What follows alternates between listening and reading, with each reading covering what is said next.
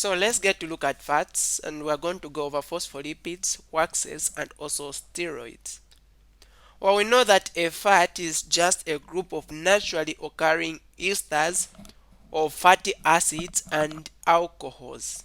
So that is basically what we call as a fat. So here we want first to understand, let's look at phospholipids.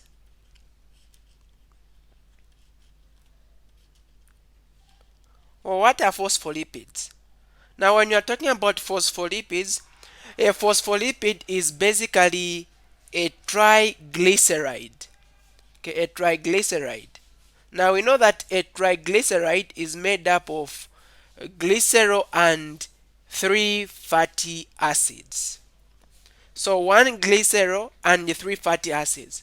But the only difference is that when you're talking about a phospholipid, one fatty acid is removed and substituted with a phosphate group, which contains a nitrogen containing molecule. All right. So let's get to show what happens. Of course, uh, when you get to talk about glycerol itself, the formula is C3H8O3. And then for a fatty acid, the formula is CH3 CH2 with N and then COOH. Now this formula is for saturated fatty acids. Otherwise, for unsaturated fatty acids, from these which are able to see, we are going to remove two hydrogens. So it's just going to be C. It will not have three. I mean, we are going to remove two hydrogen, let's say. So if you are supposed to have 16 hydrogen for a saturated, remove 2, that will give you 14 hydrogen unsaturated. Unsaturated means there is a double bond somewhere. Alright. Now, since we've already seen the formula, so I'm going to write a triglyceride. So first I'm going to show this glycerol. There is an hydrogen here, also an hydrogen here. There's an hydrogen here we have got OH, and then also on the middle here I've got OH and hydrogen there, and then you have got OH and then H here and then H here. So this is glycerol.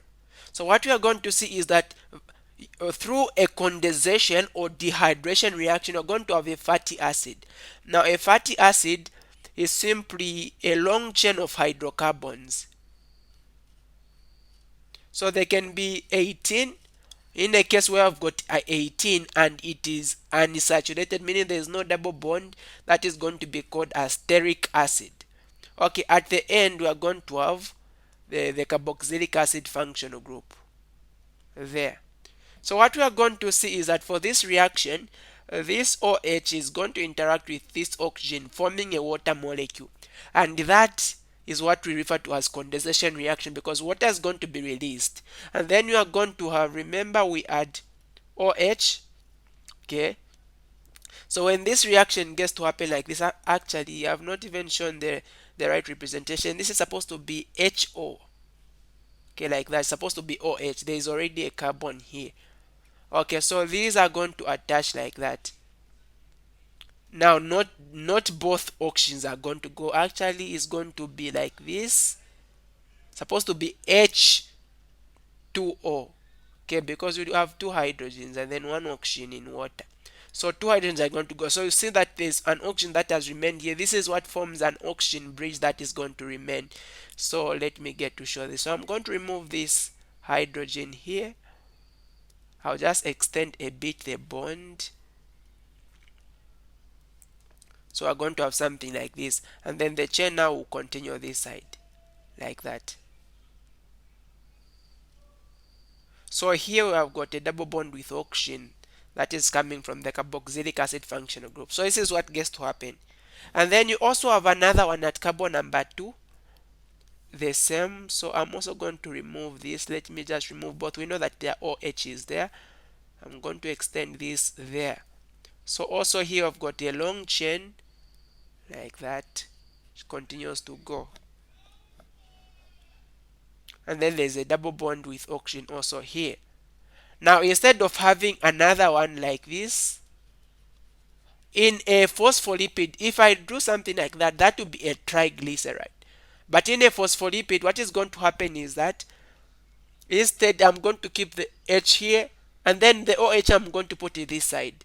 And then for this other chain which I've drawn, I'm going to make it saturated. I mean unsaturated. So we're going to have a double bond somewhere. Because of that double bond is going to bend. So this is going to have a bend shape somewhere there. Okay, like that. And then at this position now, this is where we're going to attach the phosphate group. That is why we call it phosphor and then lipid. Okay, this is coming from the phosphate group. So I'm going to add the phosphate group there. So that addition of the phosphate, we are going to lose this hydrogen and the oxygen is going to remain. So I'm going to remove also this. So the oxygen that remains is going to form a bond here. Okay, and then here we're going to have a phosphate. There's a double bond with oxygen on top, and then a single bond with oxygen, and then an oxygen also inside. And then here we have got a long chain of nitrogen containing molecule. So we have got like CH2. This is actually C2. Okay, we are going to have something like C2H4, which is attached to this oxygen.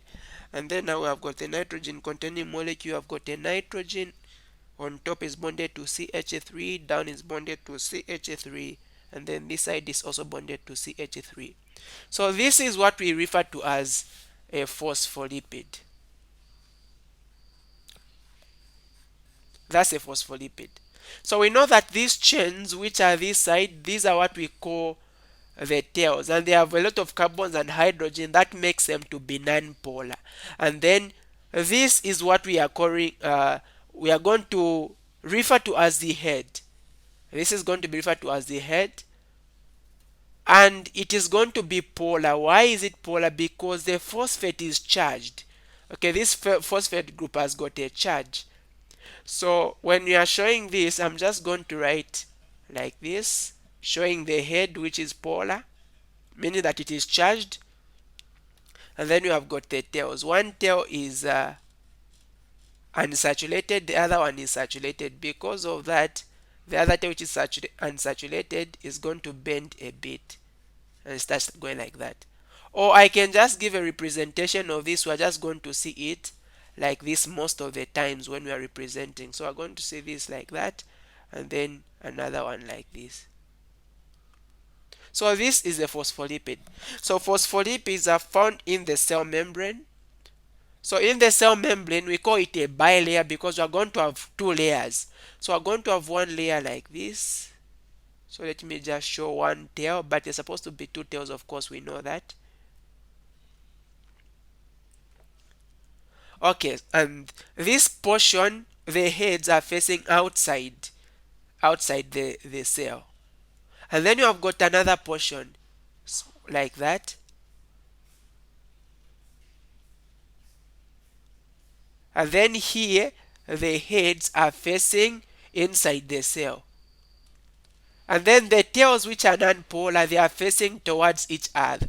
Now outside the cell, there is water. Inside the cell, there is still water.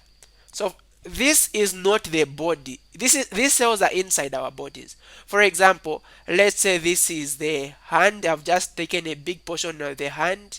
Okay, and then on the hand we have got cells. We have got this cell. We also have this cell. So the cell membranes, we know that those are the ones which gets to separate, right? Which separates the outside and the inside. So outside here, they are going to be the heads of the phospholipids. And then inside also, they are going to have heads. So the tails point to each other. The reason as to why they are pointing to each other, because outside the cell, this is still your body, but outside the cell, there is water here. We call it the extracellular fluid because it's outside the cell. And then inside there is still water. We call it intracellular fluid because it is within your cells. Now, these tails, you know that they are non-polar. That's why they are staying away from water. So that's why they get to attract themselves like that. So basically, this is a phospholipid. It is just a triglyceride, but one fatty acid is removed and substituted with a phosphate group. So that is a phospholipid. So in cell membranes, It exists as a phospholipid bilayer. Why do we say bilayer? Because we have got one layer like that and one layer like this. Take note that the heads are polar and they face the water, while the tails are non-polar and they face each other. So phospholipids, they form micelles, this word, micelles, or liposomes, which are just bowl shapes. In other words, when you get to add them in water, they are going to be near each other, so they are going to form something like this. The way I'm drawing it, that will not be correct. So they are going to form something like this.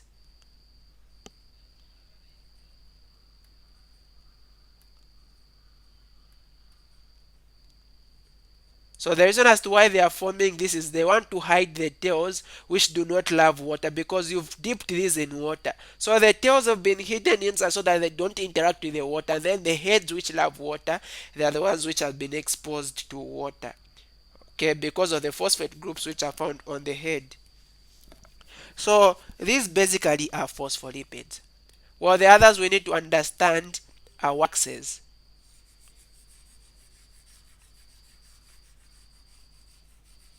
Now, when you're talking about waxes, waxes are just basically fatty acids plus alcohols, long chain alcohols. So we are going to have something like, let's say we know a fatty acid is a group of, is just a carboxylic acid, but it has got a long chain of hydrocarbons. Okay, like that. At the end we have got that, and then we have got the OH. So when this gets to react with another group, a long a long chain alcohol, like that, and we know that the functional group of an alcohol is the OH. So at the end we have got the OH. And we know that when the alcohol functional group reacts with the acid functional group, that reaction is esterification, and water is going to be released. So what we are going to see is when this reaction happens, the hydrogen interacts with the OH, water is going to be released here. So what we are going to see is a connection to be made.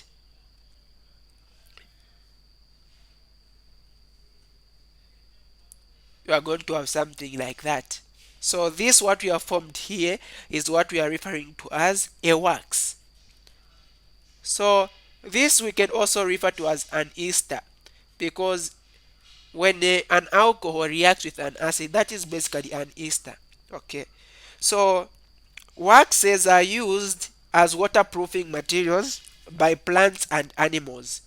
Like if you consider a leaf, there is that shine surface, the cuticle. It has got wax there. Okay, just even the wax that we know. When you get wax, you get to pour rub on something. It can't, water can't be able to mix with that portion that where you've rubbed the wax. So it is used for waterproofing. So apart from that, it is also used as a protective layer of the cuticle, as I have said, the cuticle of a leaf, like the top part of a leaf here. It's there for protection. Okay. So we also have invertebrae. They are found on the skin and also fur of animals like dogs, and also in feathers. While in insects, they are part of the exoskeleton. So we know that in insects, the exoskeleton is made up of chitin. So waxes are part of that. All right. So we also have beeswax. Let me spell that. This one. This is a special type of wax which is found in the honeycomb. So in honey. Okay, the bees use it to store honey and to protect the young for the bees, the larvae and the pupa. So humans use it in the food industry as a glazing agent. That is the same waxes. So we also use it as a coating agent in cheese. In chewing gum also wax is used. So in cosmetics such as in lip eyes, in lipstick, in hair products like the creams for ladies, waxes are also used. Okay. So we also have another type of wax which is called canamba wax. which is also referred to as the Brazil wax or palm wax.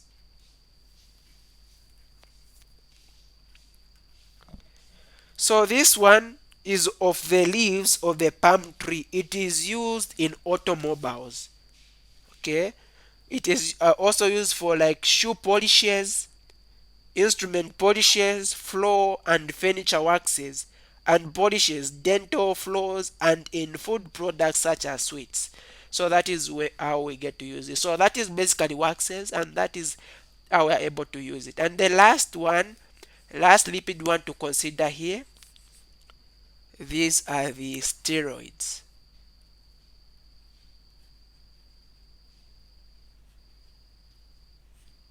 Well, steroids, these are just special lipid components with four rings which are found in plants, animals, and fungi. So these have got four rings. Those are steroids. So we're going to see something like this. You have got one six-membered ring, like that. Then you are going to have another six-membered ring attached. You are going to have another six-membered ring also attached here. And then you are going to have a five-membered ring. Let's say I've got a five-membered ring which is attached at this position. Okay, something like this. So this is a steroid. This thing we're able to see here is a steroid. Now we also have some special steroids which we call as cholesterol.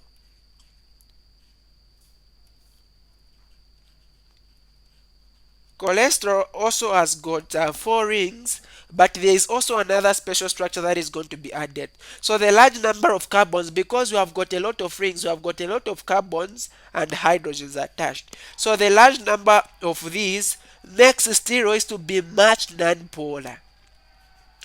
Okay, they are much non-polar. So the most common type of steroids is the same cholesterol we are talking about, which is an important part of the animal cell membrane. It is found in animal cell membranes.